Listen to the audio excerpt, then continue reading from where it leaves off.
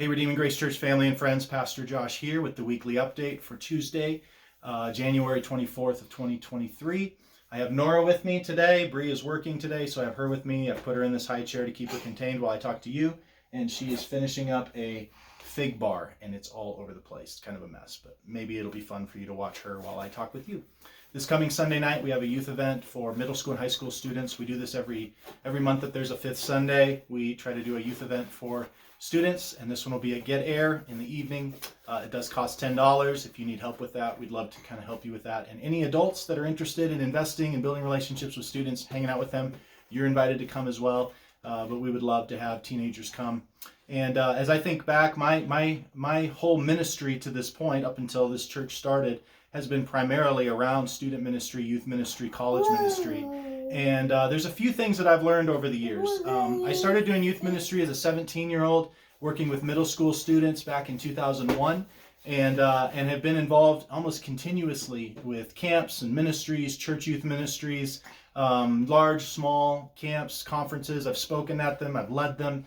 I've been a part of a lot of different avenues of youth ministry. I've gotten a front row seat to see a lot of different styles of parenting teenagers, some that have ended up in disaster, some that have not, that have worked out really well. I've just seen all of it. Some of the students that I have been a part of have walked away from the faith, are vehemently opposed to the faith. Some of the students I've ministered to are on the mission field and serving in ministry, and many of them are married now, and some of them are in our church. And I've come to a few conclusions based on my observation that I think maybe will be helpful and might actually be, might bust some myths that you have about youth ministry and parenting teenagers. Number one is that I have never seen a teen who's disinterested spiritually all of a sudden become interested spiritually by being absent. What I mean is that often I see hear parents who go, I don't want to force this on my kids, so if they don't want to come, I don't make them come. That's a huge mistake. Don't do that. We don't do that with any other area of life. We don't let them opt out of school or brushing their teeth or missing junior varsity chess practice. We make them follow through because we know that there's a discipline and that there might be something happen. And there is a battle for your kids' souls, and they will not come to faith. They will not grow in faith apart from hearing the word of Christ. So you have to put them in places where they hear the gospel, and their flesh doesn't want to. There's a spiritual battle, and you never know that the sovereign God might actually, the day that they get converted might be the day that they were most resistant to go. So I've just never seen that work out. I have never, in all the thousands of students that have come through my ministry, seen one come to faith because their parents didn't encourage them and nudge them to go. It just doesn't work. So another observation that I've made, you want to talk? You want to talk? Second observation is I have never seen a teen become a healthy disciple by having a buffet approach to discipleship.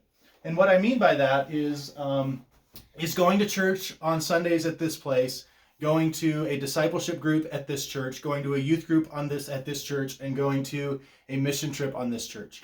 It doesn't work. It ends up creating a very misshapen and sort of self-concocted Christianity that doesn't fit well together. And then they go off to college, they begin to have the big questions, they begin to be challenged. And because their faith was sort of hodgepodge put together, it doesn't actually fit. It's easily deconstructed. You've heard about deconstruction and all the students that are walking away from their faith. It's in large part because of this. There's other reasons too, but it's because there hasn't been a coherent church commitment that has shaped a coherent faith. Even if it wasn't as impressive or interesting or popular as another ministry, it's actually better to have it put together. I like to think of it as Lego sets. You get this really cool Lego set that's like a Millennium Falcon, and you're very careful to put those pieces in exactly where they go, and they all fit together. It's designed to go together.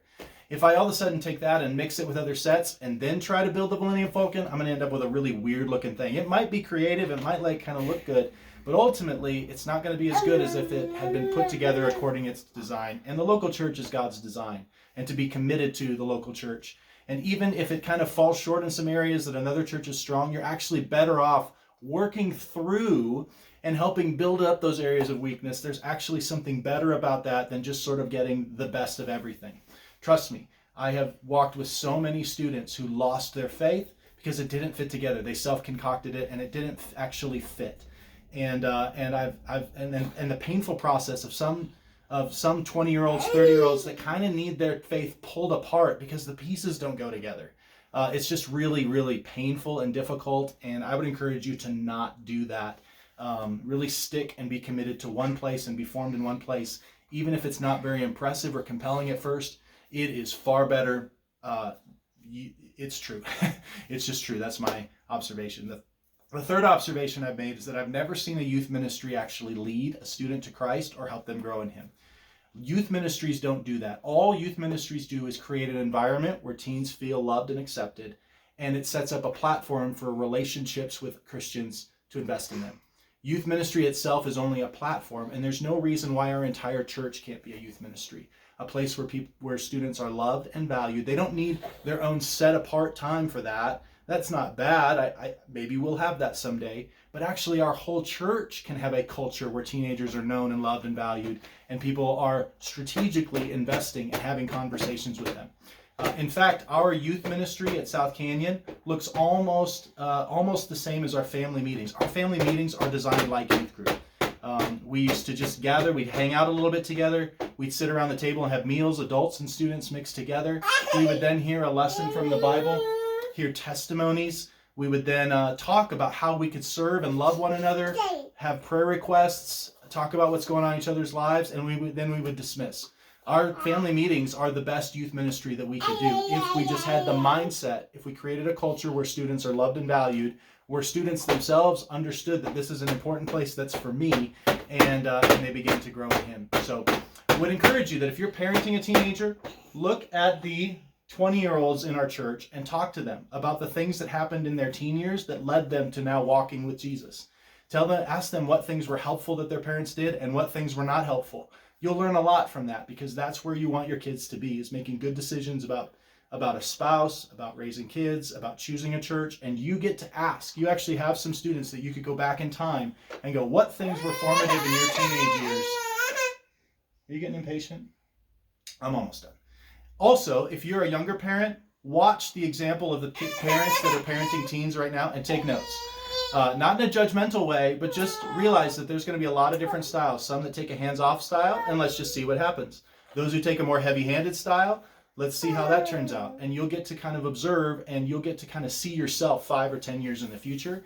And you'll be a much better parent if you're watching closely the example, both good and bad, of the people ahead of you. Watch your elders, watch your pastors, and see how they handle their teenagers, how the church handles them, and then draw some conclusions on what would be best for your students. Ultimately, God is sovereign in this. We could do it right and our kids still not receive Christ, but God has a track record of using means, and He's given us instruction in the scriptures. And I'm just telling you, over the 20 years of watching students and parents, this has been the trends that almost without exception, this is the direction that it goes. So maybe that's helpful. Maybe that helps you go, you know what, I really should. I know it's just a trampoline park. My kid's kind of resistant. You should send them. And maybe you're one of those go, I really do care about our teens. I should go and try to have a spiritual conversation with one of those students. And on Sunday mornings and Sunday school and family meetings, invite the students to be a part of it. Invite the teens to be a part of it. Ask them pointed questions. Let them give you advice on things. Let's let our whole church be a youth ministry, because it really is a place where it really can be a culture where teenagers are loved and valued and come to know Christ. There's no reason why our whole church can't be a youth ministry. And I pray that maybe this Sunday night is a catalyst to kind of help make some of those relationships and conversations happen so that we have lifelong disciples that follow Jesus for a lifetime.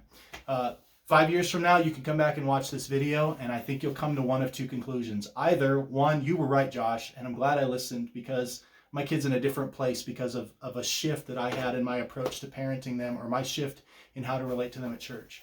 The other response will be, you're right, Josh, I didn't believe you at the moment, and now I kind of regret not being more intentional and not taking to heart the things that you suggested. I'm just convinced that in 5 years, you'll look back and you'll go, yeah, he was right. And I hope you can say that with gratitude and not with regret. All right, she's done. Thanks for listening to me. Maybe if this provokes questions, I'd love to have more conversation with you. But let's pray for the teens in our church. Let's pray for the parent of teens in our church. And I'm going to take care of my kid. Love you. See you next week. Bye.